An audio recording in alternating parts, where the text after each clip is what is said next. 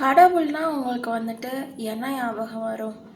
நல்லா வந்துட்டு நம்மளை பொறுத்த வரைக்கும் எல்லாமே இருக்கிற ஒரு இடம், எல்லாமே இருக்கிற ஒரு பர்சன் கூட சொல்லலாம்.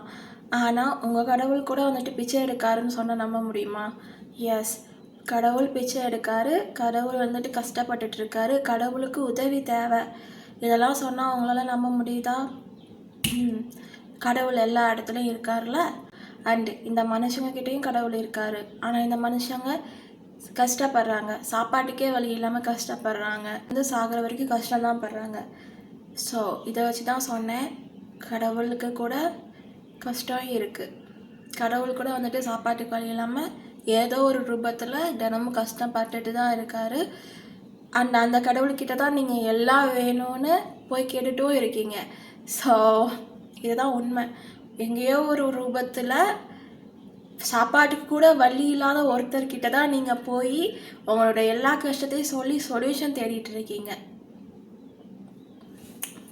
பார்த்துக்கோங்க. ஸோ முடிஞ்சால் ஆக்சுவலி இந்த மாதிரி இடத்துல வந்துட்டு கடவுளுக்கு நீங்கள் தான் உதவி பண்ணணும். ஏன்னா கடவுள் தான் கஷ்டத்தில் இருக்கார். ஸோ முடிஞ்சால் கடவுளுக்கு உதவி பண்ணணும்னு நினைங்க. உங்களாலே பார்க்க முடியும். ரோட்டில் போயிட்டுருப்பீங்க, திடீர்னு வந்துட்டு ஒருத்தவங்க வந்துட்டு இருப்பாங்க, அவங்கள வந்துட்டு வீட்டிலேருந்து துரத்தி விட்டுருப்பாங்க, இல்லைன்னா ஏதோ ஒரு விதத்தில் அவங்க ரோட்டில் தான் அலைஞ்சிட்ருக்காங்க. ஸோ எங்கேயோ யாரோ வந்துட்டு உங்கள் கண்ணு முன்னாடி கஷ்டத்தில் இருக்கும்போது அவங்க உங்ககிட்ட வந்து கேட்பாங்க. என்கிட்டயே நிறைய பேர் கேட்டிருக்காங்க. ரோட்டில் போயிட்டுருப்பேன், கப்புள்ஸாக நிற்பாங்க, வயசானவங்களா. அவங்களே வந்துட்டு என்கிட்ட என்ன கேட்பாங்கன்னா, காசு கேட்க மாட்டாங்க, ஆனால் அரிசி கேட்பாங்க. ஸோ அரிசி, பருப்பு நான் எல்லாம் வாங்கி கொடுப்பேன்.